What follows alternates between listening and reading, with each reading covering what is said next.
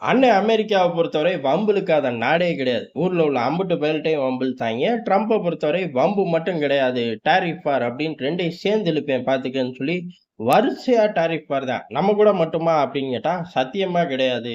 ஊர்ல உள்ள அம்புட்டு பய கூடயும். ஆனா நமக்கு எதிரா வரி போட்டதுக்கு அப்புறம் தான் ஆட்டமே மாறுது.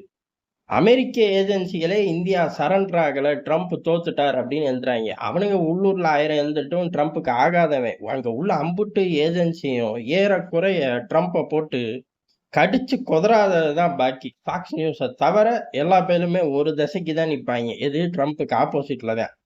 அதனால அவனுங்க அப்படித்தான் எழுதுவாங்க அப்படின்னு நம்ம ஆட்கள் கூட சொல்லக்கூடும். அதை விட்டுருவோம். உள்ளூர் அரசியல்னு கூட தொலைவிட்டு விட்டுருவோம். ஆனா வெளிநாடுகள்ல இருந்து இந்த டாரிஃப் வார்ல இருக்கக்கூடிய அம்புட்டு நாட்டுக்கும் சப்போர்ட்டா ஒரு ஒரு நாள் வாய திறந்ததில்ல. அமெரிக்கா தொலைச்சு விடுவேன், நீ என்ன இப்படிலாம் பண்ணிக்கிட்டு இருக்க, உன் கேடுகட்ட என்ன எனக்கு தெரியும்பா அப்படின்னு யாருமே சொன்னதில்லை. ஆனா இந்தியாவுக்கு எதிராக வரி போட்டதுக்கு அப்புறம் ரஷ்யா முதல் முறையா சொல்லியிருக்கு, அமெரிக்காவை அசிங்கப்படுத்தி இருக்கு. இதுல மிரட்டலுக்கெல்லாம் ஒண்ணும் வேலையே கிடையாது. நீ நாசமா போயிருவ அப்படின்னு சொல்லாத குறையா சொல்லிட்டார்கள். காரணம் என்ன அப்படின்னா, ரஷ்யாவை காரணம் காட்டி இந்தியாவுக்கு வரி போடுறது அப்படிங்கிறது நியாயமே இல்ல. மிகப்பெரிய பொருளாதார பலம், மக்கள் தொகை உள்ள நாடு, ஜனநாயக நாடு. அத போய் நீ உரசுற பத்தியா? கேவலமான பையன் நீ அப்படின்ட்டாரு. கூடவே மானியத்தேனே பொன்மானியம் மாதிரி சீனாவையும் வண்டியில ஏத்திட்டார். ஏன்னா சீனால சுற்றுப்பயணத்துல இருக்காருல்ல. இல்லாட்டியும் ஏத்தியிருப்பார் அப்படின்னு நம்ம ஆட்கள் சொல்லக்கூடும். இல்லாட்டியும் ஏத்தியிருப்பார். இதுல என்ன அதிசயம்? இந்திய சீனாவை அப்படியே சேர்த்து வச்சாதான் ரஷ்யாவுக்கு நல்லது.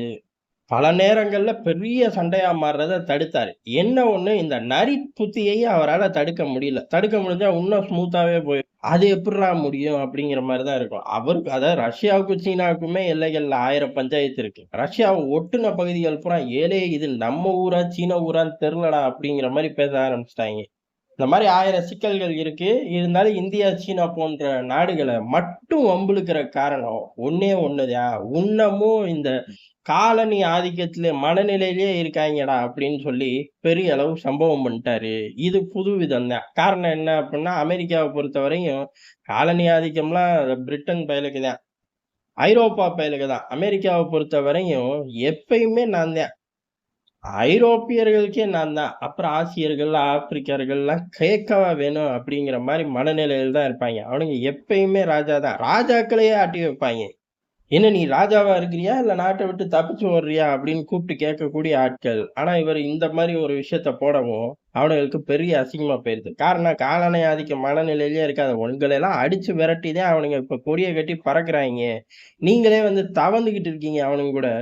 இப்ப இந்த மாதிரி யுத்தங்கள் போட்டு, அதாவது ட்ரேட் வார் ஆரம்பிச்சு சத்தியமா உன்னால ஜெயிக்க முடியாது, மிகப்பெரிய பேக் ஃபயர் ஆயிரும் அப்படின்னு சொல்லி ரஷ்ய அதிபர் புட்டினே பதிவு பண்றாரு. அப்படி அவர் பதிவு பண்ணும்போது அவர் ரஷ்யா அப்படிங்கிற அந்த கெத்தை காட்டுறதுக்காக 2 ஐரோப்பிய தலைவர்களை கூட்டிட்டு வந்து பேச விட்டார்.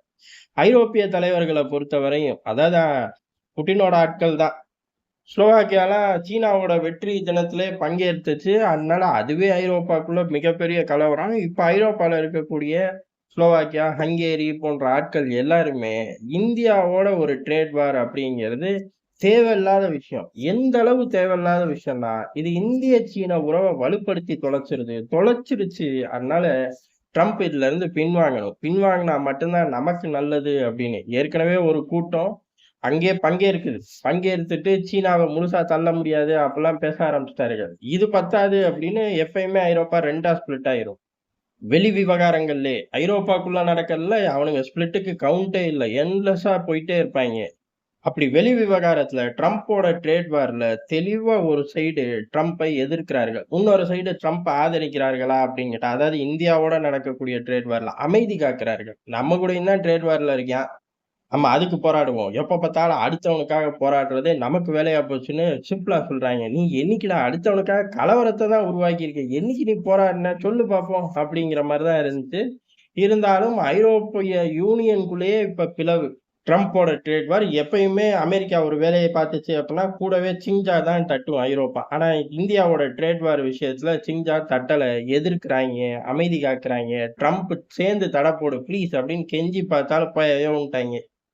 அமெரிக்காக்கு ஆப்போசிட் ஈக்குவலா இருக்கக்கூடிய ஆட்கள், ரஷ்யாவாகட்டும், நேட்டோ அதாவது ஐரோப்பிய யூனியன் ஆகட்டும், எல்லாருமே இந்தியாவோட ஒரு ட்ரேட் வார் பண்ணாத அப்படின்னு வெளிப்படையாவே கண்டிக்கிறாய்ங்க. இல்ல, இல்ல என் கூட இணைஞ்சுக்க அப்படின்னு சொல்லும்போது, ஓடிப்போயா அப்படின்னு சொல்லி ஐரோப்பா இந்தியாவோட இருந்து ட்ரேட் வார்ல இருந்து விலகிக்குது. அமெரிக்கா முழுக்க முழுக்க தனித்து விடப்பட்டிருக்கு. உலக வரலாற்றிலேயே அமெரிக்காவ தனித்து ஒரு விஷயத்துல விட்டாய்ங்க அப்புட்ன்னா, இந்தியாவுக்கு எதிரான ஒரு ட்ரேட் வார்ல தான் அமெரிக்கா இப்ப தனியா நிக்குது. அதுல தான் ட்ரம்புக்கும் பைத்தியம் பிடிச்சு போச்சு. அங்க உள்ள ஏஜென்சிகளுக்கும் பைத்தியம் பிடிச்சு போச்சு. ஏங்க ரஷ்யாவ நீங்க சரியாவே அடிக்கல அப்படின்னு கேட்டதுக்கு, ரஷ்யாவ நான் அடிச்சுக்கிட்டு தான் இருக்கேன். உனக்கு தெரியலன்னு சொல்லு போ அப்படின்னு சண்டைக்கு வந்துட்டாரு. இல்லையே நீங்க இந்தியா மேல தான் டாரிஃப் எல்லாம் போடுறீங்க, ரஷ்யாவ கொஞ்சுறீங்க அப்படின்னதுக்கு, இல்ல இல்ல நான் போட்ட டாரிஃப் தான் இன்னைக்கு ரஷ்யாவ கதற விடுது. இந்தியா மேல போட்ட டாரிஃப் ரஷ்யாவுக்கு இன்னைக்கு மிகப்பெரிய பொருளாதார இழப்பு. காரணம் என்ன? நான் போட்ட டாரிஃப் அப்படின்னு சுத்தி வளைச்சு டேபிளுக்கு போய்க்கிட்டாரு. யோவ்! டாரிஃப போட்டா அவன் வாங்கல அப்படின்னா தானேய்யா ரஷ்யாவுக்கு பாதிப்பு வரும். அவன் வாங்கிட்டு தானே இருக்கான். அதுக்குள்ள ரஷ்யாவுக்கு பாதிப்பு வந்துச்சுன்னு எப்படி நீ கேட்கிற அப்படின்னு கேட்டுப்புடுவாய்ங்கன்னு அவருக்கு தெரியும்ல. காச்சான் மூச்சான் கத்தி வெளில போ அப்படின்ட்டாரு. அந்த அளவுக்கு ட்ரம்ப் ஆரம்பிச்சுட்டாரு. எப்படி முடிக்கிறதுன்னு தெரியல. எப்படி கால்ல விழுகுறதுன்னு தெரியல. 2ம் தெரியாம தவிச்சுக்கிட்டு இருக்காரு. இந்தியாவ பொறுத்தவரை நான் உன் கூட சண்டையே போடல. தெரியாம நீயே போட்ட. அதாவது எங்கள ஒண்ணும் பெருசா பேசிக்காம போட்ட. திருப்பி அப்படியே பேச்சுவார்த்தையில உட்கார்ந்து ரிலீஸ் பண்ணி விட்டுற வேண்டியதுதான். நாங்களும் குறைச்சிருக்கோம். அந்த குறைச்சத நீ கண்ணால பார்த்திருக்க. எது? அமெரிக்க பொருட்களுக்கு ஏற்கனவே இருந்த டாரிஃப்லலாம் இப்ப இல்ல. கணிசமா குறைச்சுட்டு தான் அமெரிக்க சுற்றுப்பயணத்தையே இந்தியா ஆரம்பிச்சுச்சு. அதனால ரொம்ப சுலபமா கீழ விழுந்தது தெரியாமயே வந்து அமெரிக்கா சரண்டர் ஆகலாம். அந்த நாட்களும் மிக விரைவில் நடக்குங்கிறது தான் எதார்த்தமான உண்ம.